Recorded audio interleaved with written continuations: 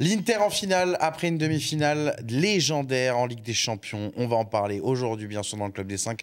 Ravi de vous retrouver, les socios, nouvelle émission, nouveau podcast également du Club des 5. On revient sur cette demi-finale légendaire, interminable, entre l'Inter et le Barça. Et au final, c'est les Nerazzurri qui vont en finale. Pour en parler, on a un très beau plateau, comme toujours, 2 experts pour m'accompagner. Elton Mokolo est avec nous. Salut Sam, salut à toutes les personnes qui vont regarder cette vidéo. Les décibels sont baissés un petit peu là, c'est bon. Oui. Ça y est. Oui, quand même. On passe à, c'est l'analyse à froid. Bah, c'était déjà une analyse à froid auparavant. Dans le WFC notamment. Ah non, c'était. Alors c'était peut-être à froid, mais c'était chaud. Ouais, c'est tiède, on dira. Ouais, bien tiède alors. Alors tiède, ouais, c'est pas très grave. L'hiver sous la douche, t'es tranquille toi. Mohamed Bezouri, bien sûr, avec nous pour en parler, Salut pour canaliser Elton Mokolo. Salut les gars, on va essayer de les réconforter comme on peut. Ça va être dur, mais bon, on va essayer. T'as passé un grand moment de football, toi. Ah, exceptionnel. L'un des meilleurs moments. Quand t'es neutre, c'est encore mieux. Ouais, carrément. L'un des meilleurs moments en Ligue des Champions que moi j'ai vécu, en tout cas. Effectivement, c'est un peu ce qui ressort dans les analyses de tout le monde, c'est qu'on avait vécu quelque chose qu'on n'avait quasiment jamais vécu à ce stade-là de la compétition. Et pourtant, il y a toujours un vainqueur et un vaincu. Le vaincu ce soir, c'est le Barça, qui pourtant a changé le scénario des 2 matchs, que ce soit à l'aller, après avoir été mené au score et en ramenant le match nul. Ce soir, en pensant à 1 minute près décrocher la victoire. Et puis finalement, le Barça a été assommé Elton par ses errances, notamment défensives, par aussi un grand gardien en face. Scénario un peu cruel, mais finalement, dans ce grand combat de boxe, l'Inter gagne au point et c'est presque mérité. Oui, c'est une performance admirable de l'Inter, qui a été une équipe qui a résisté à tous les coups du sort sur cette double confrontation. Ils ont déjà bien géré au match aller quand de 2-0, le Barça est revenu à 2 partout. Ils ont été capacité de remettre le 3e but. Là, cette fois-ci, menés 2-0, ils ont pris 3 buts de suite et ils marquent à la dernière minute avant de retrouver des couleurs et de marquer ce fameux but en prolongation avec Fratesi. Donc c'est la Ligue des Champions, c'est la compétition du momentum où c'est sûr que tu auras des temps forts et tu auras des temps faibles. Et il faut savoir minimiser ces temps forts et maximiser... minimiser ces temps faibles et maximiser ces temps forts. Je dirais que l'Inter l'a mieux fait que le FC Barcelone.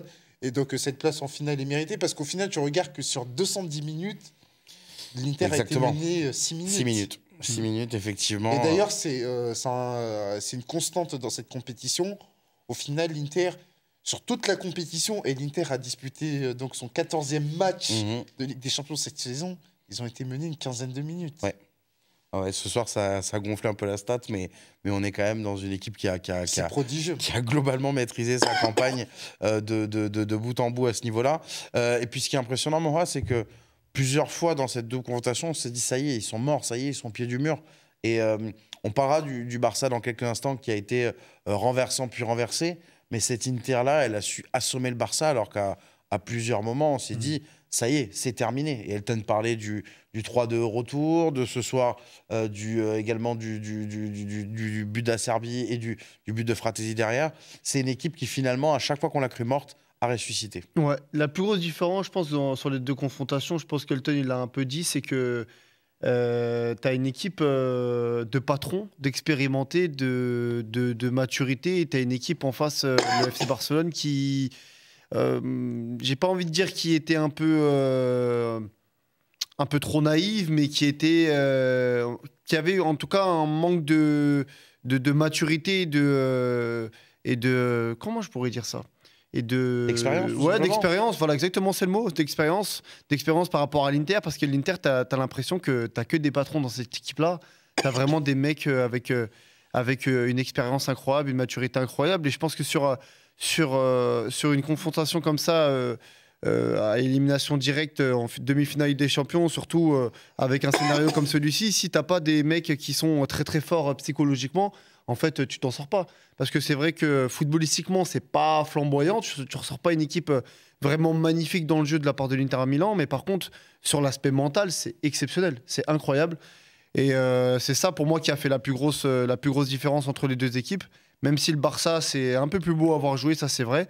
Ça reste quand même une équipe, on va dire, entre guillemets, encore en construction avec des jeunes joueurs. Alors que l'Inter Milan, c'est des équipes d'hommes. C'est une équipe d'hommes, pardon. Ouais, effectivement, une équipe qui est capable d'aller chercher cette victoire alors qu'elle était dos au mur. Pour le coup, Elton, le Barça a un peu le capital sympathie de cette double confrontation parce que aussi, c'est l'équipe qui a toujours été menée, donc c'est l'équipe qui a dû toujours faire le jeu, aller remonter l'impossible. Ils ont réussi à le faire et finalement, à la fin, ils se font avoir. C'est un peu le paradoxe aussi de encore une fois, de cette double confrontation, c'est que le Barça a eu toutes les situations finalement pour tuer une équipe. N'importe quelle équipe aurait eu du mal à se relever de ce qui s'est passé à l'aller et encore plus de ce qui s'est passé mais ce au soir. final, c'est ce qui pour moi te coûte ton élimination parce que l'histoire du Barça, c'est que sur la double confrontation, tu fais que de la course-poursuite. Et à un moment donné, sur une demi-finale, quand tu sais que l'Inter est la meilleure défense de la Ligue des Champions, tu peux pas attaquer 2 matchs de suite en étant mené 2-0 à chaque fois. Parce que ça veut dire que c'est un surplus d'énergie pour aller remonter un score. Parce que 2-0 en demi-finale de Ligue des Champions, c'est pas évident. Tu as réussi à le faire 2 fois. Et peut-être que pour aller chercher derrière, notamment, ce score qui te mettrait définitivement à l'abri, et encore je te dis ça, tu as quand même mené 3-2, bah, il t'a manqué un peu plus de punch. Et tu n'as pas été en mesure de gérer un résultat. Et quand tu as été une fois amené à gérer ce résultat, et ben, tu n'as pas réussi à le faire parce que avant ce 3-2, bah, tu as le poteau de Lamine Yamal qui aurait entériné les chances de qualification de l'Inter. Tu as manqué de réalisme. Donc au final, l'Inter a été une équipe qui a beaucoup plus géré le résultat et il n'a pas été amené à faire cette course-poursuite qui l'aurait obligé à se découvrir. Et donc le seul moment où ils ont été obligés de se découvrir, c'est quand ils sont partis chercher le 3-2. Sinon, la réalité de la double confrontation de l'Inter, c'est une double confrontation. En fait, ils ont plus résister au coup de boutoir du Barça, tandis que le Barça a passé la double confrontation, a rattrapé son retard, et au final, ça n'a pas suffi. Après, il y a quand même une chose, Moha, qu'on a envie de garder de cette demi-finale, c'est la capacité qu'a eu le Barça, justement, à faire mal à cette équipe de l'Inter, à faire mal à cette défense interiste qui était un bloc. C'est incarné, bien sûr, par Lamine Yamal en chef de file, mais globalement, le Barça a été capable, sur ces 2 matchs même, d'enflammer la rencontre, même quand l'Inter avait les moyens de la contrôler. Ouais, exactement, ouais, c'est exceptionnel. Et comme tu as dit, c'est le facteur X Yamal qui change un peu la donne et qui décide un peu du sort du match en réalité, parce que Yamal sur la première mi-temps, alors je dis pas qu'il fait une mauvaise première mi-temps, mais il fait une première mi-temps où il est un peu plus en difficulté pour moi par rapport à la deuxième, et tu vois que c'est la mi-temps où, comme par hasard, le Barça est un peu plus éteint. Donc tu as cet aspect-là, et tu as l'aspect aussi que individuellement, aujourd'hui, tu as des joueurs au Barça qui ont été un peu en dessous, hein, même très en dessous. Ferran Torres n'a pas été au top pour moi. Offensivement, en tout cas, Rafinha a été un peu effacé. Défensivement, le Barça a été en grande difficulté aussi parce que quand tu démarres avec Eric Garcia à droite et Martin à gauche en demi-finale de Ligue des Champions en tant que latéraux, aussi c'est compliqué. Donc, tu as aussi des absents qui ont posé problème à cette équipe du FC Barcelone. Et t'as tout ça qui rentre en compte par rapport au fait que c'est dur d'être constant dans un match et surtout dans une double confrontation contre une équipe aussi forte que l'Inter Milan. Parce que oui, tu as un facteur X qui est Yamal, mais quand Yamal ne répond pas présent, qu'est-ce qui se passe derrière? Et la réalité, c'est que c'est lui qui donne le tempo de l'équipe parce que même s'il a 17 ans, ça sert à rien de parler d'âge avec lui parce que c'est inutile tellement il est fort, mais je veux dire, il peut pas être tout seul. À un moment donné, il peut pas donner le tempo quand il peut se retrouver à un moment en difficulté sur le match comme il a été, je pense, sur la première mi-temps, un petit peu en tout cas effacé comparé à la deuxième mi-temps. Et il faut que les autres répondent présent. Et le problème du Barça, c'est que sur la double confrontation, je trouve qu'ils ont été trop inconstants. Individuellement, il y a eu trop d'irrégularités pour moi. Là-dessus, je suis d'accord. Oui.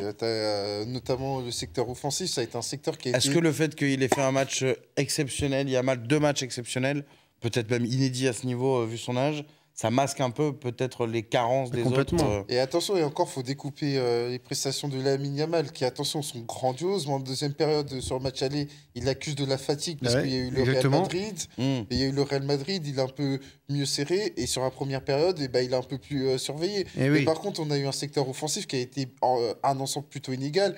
Dani Olmo, Ok, il marque en seconde période. Il a mais- été très moyen. Ouais. Mais il y a des situations qu'il peut bien me négocier, notamment un 2 contre 1. Ouais, le 2 Ouais, contre 1 ouais. sur la contre-attaque, Sur la exactement. contre-attaque, Rafinha, un ensemble bien inégal sur la double confrontation. Ferran Torres a affiché ses limites dans sa capacité, face à une défense regroupée, d'être un 9.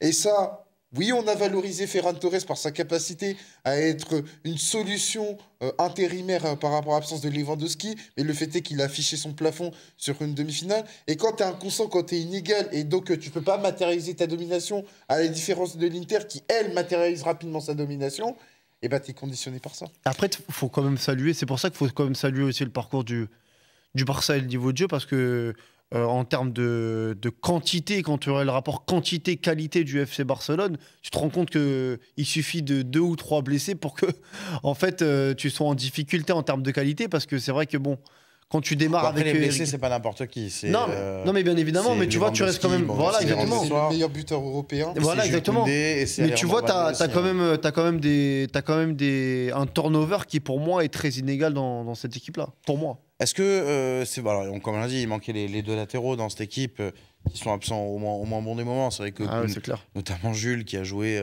depuis 4 ans et demi tous les matchs, qui, le pauvre, se pète la semaine dernière.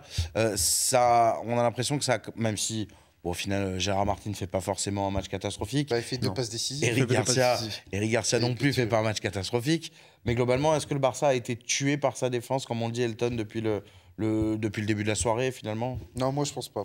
Je Ouais. pense pas, c'est davantage le secteur offensif qui pour moi a été plus problématique parce que l'histoire de ce Barça, c'est qu'il est conditionné par son attaque. Le thermomètre, c'est l'attaque. C'est-à-dire que, notamment, bah, tu as un parti pris qui est très agressif. Tu imposes des matchs coup de poing, tu imposes des matchs Bundesliga où tu as besoin d'appuyer sur ce rapport de force, d'être supérieur. Et ça a été matérialisé par ton attaque. C'est comme ça que tu expliques le fait que sur des matchs coup de poing face au Bayern, tu as tellement frappé fort que le Bayern n'a pas été en mesure de revenir. Contre le Borussia Dortmund, il ne faut pas oublier le quart de finale. Tu as tellement frappé fort que Borussia Dortmund n'a pas été en mesure de revenir. Par contre, le jour où tu frappes pas fort et qu'en plus l'adversaire frappe beaucoup plus fort que toi de manière ponctuelle, et ben là, c'est là où la défense est beaucoup plus exposée. Donc, on le savait, ce serait à la fois la qualité principale du Barça et de manière ponctuelle le défaut du Barça, c'est que le jour où sur les matchs uppercut, où tu as besoin de mettre ces fameux uppercuts, et ben tu le fais moins bien et que ton secteur offensif est plutôt inégal. Et on l'a décrit tout à l'heure, il y a quelques minutes, et ben forcément, tu es conditionné par ça pour moi. Mais surtout que j'ai pas l'impression, moi que, encore une fois, qu'Eric Garcia fasse un mauvais match, que Gérard Martin fasse un mauvais match, que De Jong fasse un mauvais match, loin de là. Bon, il y a Araujo, ça c'est un autre débat. Ouais, Mais effectivement, tu te dis, est-ce que c'est vraiment ce secteur défensif qui lui coûte ce match, ou finalement ça va être des erreurs individuelles sur certaines actions Non, mais comme il dit Elton, déjà, le baromètre le plus important, c'est quand même ton secteur offensif ce soir qui a été quand même très moyen dans l'ensemble et que s'il y a mal. Mais tu mets 6 buts sur 2 matchs, quoi. Oui, mais Mais dans après, le, quand tu dans le regardes contenu. après- Dans le Quand tu contenu regardes général. La réalité, notamment, bah, Gérard Martin et Eric Garcia sont les buteurs. Oui, Et ouais, t'as exactement. Rafinha. Et dans le contenu général de Daniel. trio offensif, quand tu regardes la moyenne, bon, elle est pas très très élevée, tu vois. Et de manière générale, je pense pas que ce soit la ligne de défense la plus grosse problématique, mais comme j'ai dit tout à l'heure, c'est surtout sur l'aspect expérience mentale, sur des gestions de situations que tu dois mieux gérer. Il l'a dit tout à l'heure, par exemple, c'est un exemple, hein, mais tu vois, quand Dani Olmo, il gère super mal le 2 contre 3, non, le 3 contre 2, si je ne me trompe pas. Même Je un crois peu que contre un. même le 2 contre 1, tu vois, en fait, c'est des gestions qui sont super importantes à ce niveau-là et tu n'as pas le droit, en fait. Ça doit au moins, même si tu marques pas, ça doit au moins finir par une frappe cadrée, pardon. Et tu as plein de situations où tu es tendre, en fait, où tu es tendre défensivement. Et Le but d'Acerbi. voilà, le but notamment. d'Acerbi, et même sur des duels, sur des moments où tu cadres, où tu dois y aller fort, sur des moments où tu dois mettre beaucoup plus d'intensité dans les duels.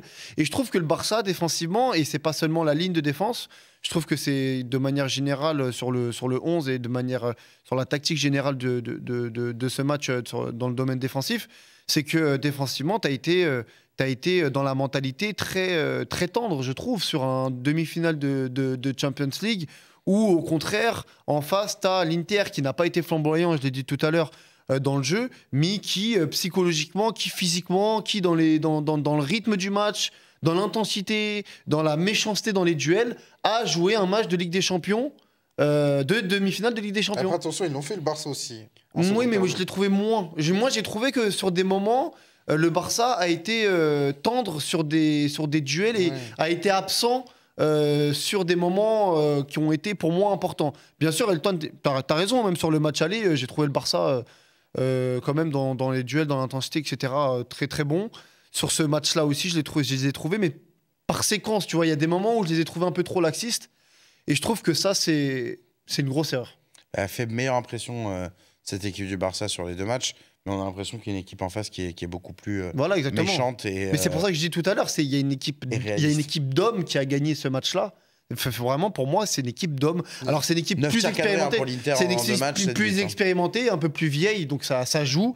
Bien évidemment, c'est une équipe plus mature et ça se voit dans le comportement, dans les attitudes, dans la mentalité, dans les duels gagnés, dans la détermination. Je pense que sur la durée du match, en tout cas, ils ont été beaucoup plus réguliers sur le. Mais c'est une équipe qui a un vécu commun qui est beaucoup plus abouti que aussi, que bien ce sûr, Barça bien sûr. de New Look, parce que faut quand même contextualiser, c'est la 2e finale de l'Inter en 3 ans. Si je dis pas de bêtises, au COEF UEFA des clubs, l'Inter est la première équipe. Ce qui n'est pas rien, ce qui est une sacrée performance. Faut pas oublier que l'année dernière, ils sont éliminés en 8e de finale par Atlético de Madrid au tir au but. Mais il faut voir la réalité de la double confrontation où c'est le cirque Pinder, à savoir qu'ils doivent liquider la double confrontation très rapidement, aussi bien en match aller où ils gagnent seulement 1-0 qu'au match retour où ils mènent 1-0 mais tu as des ratés improbables derrière et de l'Atlético revient 2-1. C'est une équipe qui a un vécu commun qui est beaucoup plus important et dans ce vécu commun, ils sont capables de souffrir, ils sont capables d'appréhender ces moments temps forts, temps faibles, ou dans les temps faibles, notamment à 3-2, qui est un moment de bascule très important, ou même à 2 partout, l'Inter ne craque pas. L'Inter ne craque pas. Et à ce titre, tu es obligé de mettre en avant le fait que les remplaçants ont plutôt bien répondu, que ce soit Carlos Augusto, Taremi qui était très critiqué, contesté. Il y a eu les rentrées de Zelinski, et j'en oublie un au milieu de terrain, ça va me revenir, mais tout ça pour dire que... Et Fratesi, comment je peux l'oublier, parce que c'est le buteur de l'épilogue final. Donc forcément, dans ce vécu commun, l'Inter a pu construire sa qualification pour la finale de Ligue des Champions. Ouais, et puis c'est vrai que c'est une équipe qu'on pourrait caricaturer Mora en disant « ouais, ils sont solides ». Bah non, c'est pas. Oui, ils sont solides. En soi, oui. Mais au-delà de ça, on voit que c'est une équipe qui arrive très vite à sortir, qui est impitoyable sur le coup de pied arrêté. Elle a un petit peu toutes les qualités, et on l'a vu au courant de cette campagne, notamment de Ligue des Champions, pour pouvoir emmerder, pardon de l'expression, mais toutes les équipes. Et finalement, pour l'instant, en sortir vainqueur à chaque fois. Donc, elle est, on l'a titré avec un peu jeu de mots, en route vers le Sommer, parce que ce soir, elle peut aussi dire merci à son gardien suisse qui a fait une rencontre exceptionnelle. Mais encore une fois, cette équipe a beaucoup de qualité pour faire mal à beaucoup d'équipes. Ouais, et comme il a dit, ici, il y a un mot, je pense, qu'on peut coller à cette équipe de l'Inter Milan, c'est efficacité, je pense. Parce que c'est une équipe qui est pragmatique, qui va pas dans des choses très, très compliquées, qui fait des choses, entre guillemets, j'ai bien dit entre guillemets, simplistes. On a vu des équipes beaucoup plus complexes au niveau tactique, au niveau technique. Mais par contre, c'est d'une efficacité incroyable, que ce soit au niveau offensif et au niveau défensif. Et je trouve que ça, c'est une qualité énorme parce qu'en fait, ils ont compris que le foot, la qualité première d'une équipe de foot pour gagner une compétition, c'est l'efficacité. Et quand tu sais gérer ce genre de choses-là, et on reparle encore une fois de l'expérience, et comme il a dit Elton justement juste avant, c'est que c'est une équipe qui a vécu quand même pas mal de choses ensemble depuis un moment. Ça joue aussi parce qu'il y a la confiance en soi, il y a la connaissance de notre coéquipier, il y a énormément de choses. Et tu as un entraîneur qui est exceptionnel aussi, faut le dire. C'est un joueur qui va faire sa 2e finale de Ligue des Champions en 3 ans, il n'y en a pas beaucoup. Exactement. Il y en a 6 sur les 15 dernières années. Voilà. Exactement, donc ça aussi, il faut le souligner, il faut en parler parce que c'est un coach qui a commencé à marquer son empreinte le football européen. Et tu as tout ça qui fait qu'en fait, l'Inter de Milan, c'est pas une équipe où tu vas regarder footballistiquement, tu vas dire waouh, c'est fantastique. Par contre, c'est une équipe qui, dans l'efficacité, sait gagner un match. Voilà, c'est gagner un match. C'est pas encore gagner une grosse compétition européenne, en tout cas, c'était déterminant, mais Je pense que, en tout cas, pour moi, je pense que c'est l'équipe qui va aller au bout de cette Pour compétition. moi, c'est une superbe équipe de football. Je disais déjà en début de saison, je les voyais minimum demi-finale. Au moment du tirage, enfin du tirage du tableau intégral, où il y avait la possibilité de rencontrer le Barça, je disais que ça serait le pire tirage. Et c'est ce qui s'est révélé vrai parce que c'est une équipe qui est camion et qui est capable de faire beaucoup de choses Ouais. avec la même qualité. Parce que, ok, ils sont capables de défendre dans leur propre camp. Et quand tu regardes la réalité des deux premiers buts, le premier but, c'est une séquence où tu vas chercher haut le Barça, tu sanctionnes une perte de balle de Daniel Mo et tout de suite, tu as une transition. De la même manière que le deuxième but, encore une fois, tu vas chercher le Barça haut dans son camp, passe ratée de Gérard Martin, et tout de suite, tu as une transition avec Lautaro Martinez qui va chercher cette action du penalty. Donc, c'est pas une équipe qui est unidimensionnelle, qui va faire seulement une chose et capitaliser sur cette qualité, c'est-à-dire défendre, et ensuite, on va exploser en compte. C'est une équipe qui est capable de faire beaucoup de choses, qui est capable de faire en sorte que ses défenseurs centraux se transforment en ailiers. Et ça, c'est peu commun dans le monde du football. Et donc, cette capacité à être une équipe caméléon et surtout à lire les situations de jeu, c'est ce qui en fait une équipe très redoutable et qui mérite sa place en finale de Ligue des Champions. Et on disait hein, avant lors de la preview que dans les gros matchs, le Barça nous a impressionnés et qu'on attendait. Alors, on les verra malheureusement jamais contre le PSG de Luis Enrique. Ça aurait pu être assez intéressant de confronter ces deux équipes, mais qu'on attendait justement de voir face à une équipe comme l'Inter, capable à la fois de faire le dos rond, mais aussi de sanctionner très vite, ce que ça donnerait. Bon, voilà, on a eu la réponse. Juste avant de passer à Winamax, alors, débrief assez court, les amis, parce qu'on vous prépare aussi une petite vidéo sur Lamine Yamal. On est tout à fait honnête avec les socios, parce qu'il nous aurait fallu 20 minutes, 30 minutes pour parler de sa confrontation. Donc, on s'est dit qu'on allait prendre 20-30 minutes à part. Donc, c'est pour ça qu'on en a un peu parlé aussi. Vous sera retrouvé, bien sûr, en podcast et sur la chaîne du Club des 5 très vite après cette émission. Elton, je voulais juste terminer avec toi sur le Barça, parce que c'est vrai qu'il va y avoir un peu le sentiment du ciel qui tombe sur la tête quand les supporters vont repenser au temps additionnel où ils se disaient allez, faut tenir. Ça reste quand même alors, le bilan de la saison on le fera plus tard, mais ça reste quand même une campagne de Ligue des Champions quand on connaît l'histoire du Barça depuis 10 ans dans cette compétition. Une Ligue des Champions plus que réussie, plus que prometteuse pour Hansi Flick et pour son groupe. Oui, déjà sur le fond et sur la forme. Sur le fond, c'est quand même une demi-finale en Ligue des Champions. C'est la première fois depuis 6 ans, ce qui n'est pas rien. Et tu confirmes ta progression parce que l'année dernière, tu étais en quart de finale. Là, tu avances d'un rang, tu es en demi-finale. Donc ça, c'est bien. Et sur la forme, tu as été l'un des acteurs, si ce n'est l'acteur principal de cette Ligue des Champions. Parce que quand on fera le ranking des images de Ligue des Champions, on parlera de la rencontre contre le Bayern, on parlera notamment du match en phase régulière, le 3-2 contre le Borussia Dortmund, on parlera du quart de finale contre le Borussia Dortmund, le match contre Benfica, le 5-4 alors que tu as été mené 3-1, et on parlera de cette demi-finale qui est légendaire, qui est un monument du football. Donc, par rapport à ça, tu as retrouvé de la crédibilité pour ton projet et tu as retrouvé de la crédibilité tout court par rapport au monde du football. Et ça, c'est très important. C'est une étape qui est très importante pour cette nouvelle génération qui a appris ce qu'est la Ligue des Champions dans les derniers tours. Et pour moi, tu ne peux pas gagner la Ligue des Champions sans avoir des cicatrices. Parce que le Real Madrid, ces dernières années, l'a montré. L'Inter l'a montré. Il va peut-être pas la gagner, mais... Voilà, va peut-être pas la gagner, mais je pense que c'est une étape qui est indispensable pour remporter avec des champions. Tu peux pas expliquer le Barça de Guardiola sans expliquer le Barça de Rijkaard. Le Barça de Rijkaard qui, avant de gagner sa Ligue des Champions en 2006, a connu un drame contre Chelsea en 2005, avec notamment le but de John Terry. Et ça, c'est l'histoire de la Ligue des Champions. Tu ne peux pas expliquer le Barça de Guardiola qui, un an avant, prend un but de Paul Scholes en demi-finale de Ligue des Champions et perd seulement 1-0 sur la double confrontation.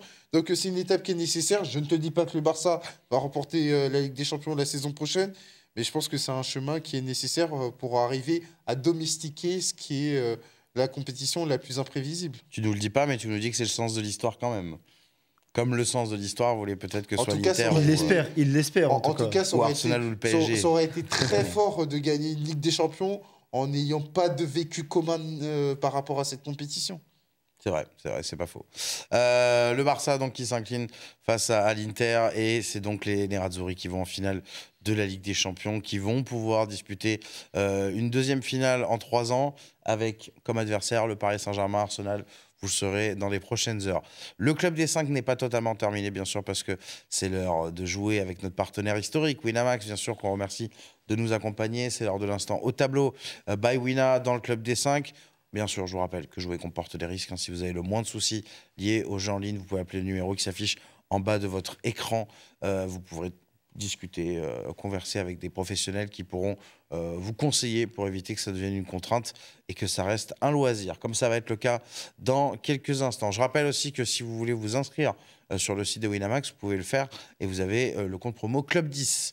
Club des 5, code promo du Club des 5, pardon, Club 10, tout en majuscule, et avec un 10 en chiffre, bien sûr. Ça vous permettra d'avoir des petits avantages pour votre premier dépôt. Donc voilà, c'est toujours intéressant et important. On va parier sur les matchs du week-end, parce malheureusement, on n'a pas encore la boule de cristal pour parier sur la finale, Winamax non plus. D'ailleurs, donc ils n'ont pas encore fait les cotes ni trouvé l'adversaire. On va parler sur les matchs du week-end, sur les matchs de la semaine aussi, parce qu'il y a les Ligue Europa qui arrivent également dans les prochaines heures. Je vais commencer avec toi, Elton, ce soir. J'ai décidé de te mettre à l'honneur parce que tu allais nous chercher un petit pari sympathique. Ah oui, sur de la Coupe d'Europe, du petit combiné. Ah non, finalement, on a abandonné le combiné. Ah non, je suis resté sur une cote simple. À savoir Bilbao qui j'allais te mettre en avant. Hein. À savoir Bilbao qui va gagner à Manchester United. Parce que moi, je me dis que, ok, le score, il est quand même large. À savoir 3-0 pour Manchester United. Manchester qui a gagné à 11 contre 10. Bon, après, tu sais, 3-0 en demi, c'est pas toujours gage de... Ça, c'est vrai. Ça, c'est vrai. Mais maintenant, je me réfère aussi à la réalité de cette rencontre. À savoir que Bilbao a dominé dans les premières minutes. Ils prennent un but rapidement. Et ensuite, il y a ce carton rouge qu'il faut un peu les donner. Et moi, je me dis que Bilbao n'a plus rien à perdre. N'a plus rien à perdre face à Manchester United qui nous l'a déjà montré, oui. Pas plus tard que sur le tour précédent contre l'Olympique Lyonnais, qui pouvait être amené à flancher, à être mené à la maison. Donc moi, je me dis qu'une victoire de prestige au minimum de Bilbao, c'est une très belle cote. 3,40 pour les Basques, effectivement, elle est pas mal, hein, cette cote, sachant que, comme tu le dis, il y a un avantage de 3-0 pour Manchester. Donc, généralement, dans ces matchs-là, bon, l'idée, c'est de conserver son avantage. Donc, tu peux perdre 1-0, 2-1, ça se joue. 3,40, donc c'est jeudi soir, du côté du Théâtre des Rêves, bien évidemment. C'est la cote d'Elton Mokolo. Moha, l'habit, vous savez, une légende dans les codes du Club des 5, généralement. Une légende. Hein, pour en avoir eu 2-3. Mais toi, tu me donnes une réputation parce que. Depuis Lille contre le club Zil Féroé, là. Donc, ça, c'est pas de ma faute, ça. Ah, bah, si, en l'occurrence, si. Mais tu vas te rattraper avec Newcastle, peut-être. Allez. Ouais. Il joue contre qui? Contre Chelsea. Sur le match très important du week-end, hein, parce que c'est le match. Bien sûr. C'est le match qui va décider de qui va prendre le large. Devant l'un et l'autre parce qu'ils sont au coude à coude. Donc Newcastle, cote à 2-10 à domicile, très grosse équipe à domicile en première ligue. Si je ne me trompe pas, Newcastle, je les ai pas mal vus à domicile en plus. Je crois que la dernière défaite que j'ai vue de Newcastle, je crois que c'était Fulham. Contre Chelsea, non. C'est collé, hein, je veux pas dire, mais... Je sais qu'il y avait Bournemouth, il y avait Fulham, mais sinon, j'ai pas le souvenir d'avoir vu beaucoup de défaites de Newcastle à domicile. Donc, Newcastle à domicile, très très dur à jouer. Donc, je les vois gagner contre Chelsea ce week-end. Samedi, donc 2-10. Pas mal. Voilà, c'est pas trop mal, ça se tente. À la maison, ça se tente. À la maison, franchement, dans le petit sur la saison qu'ils font, sur la saison qu'ils font à domicile cette saison, ça se tente vraiment. Ouais. Puis Chelsea, généralement, c'est pas l'équipe sur qui il faut miser cette année. Ah non, tu sais jamais. C'est exactement. Alors pour le coup, contre c'est Marseille, c'est Marseille en première ligue. Ouais, mais avec moins de joueurs empilés quand même. Moins de joueurs empilés. Du côté de Marseille, je parle, hein, bien sûr. Newcastle donc qui bat Chelsea à 2-10. La proposition de Mora pour vous, les socios. N'hésitez pas bien sûr aussi à donner vos cotes, hein, comme je dis toujours dans les commentaires. Vous mettez ce que vous voulez, mais si vous voulez aussi proposer des cotes dans cet instant Wina, vous êtes les bienvenus. Et on surveillera ça, bien sûr, pour voir s'il y a des bons petits filots à dénicher. On va s'arrêter là pour l'instant au tableau by Winamax. Et puis, ça sonne aussi la fin de notre émission, la fin de ce débrief. Barça avec la qualification des hommes de Simone Inzaghi, grandement emmenés par un Yann Sommer à la main très ferme ce soir. On retrouvera donc l'Inter en finale contre qui ? Réponse demain soir, bien sûr, et débrief aussi demain soir avec Romain Bédouc et toute l'équipe du Club des 5 pour parler de ce PSG Arsenal. Merci à tous les deux. Elton Merci Mokolo, les gars, merci à toi Sam. Mohamed, Merci, on Elton. vous retrouve très vite. Donc, comme je disais, pour les socios, dans une vidéo, on va parler de Lamine Yamal un petit peu, tranquillement, petite quinzaine de minutes. On a 2-3 questions à se poser parce que il y a des choses quand même qui nous ont un peu surpris. Donc, restez bien branchés sur la chaîne du Club des 5. Merci de nous avoir suivis et on vous retrouve donc très très vite. Ciao.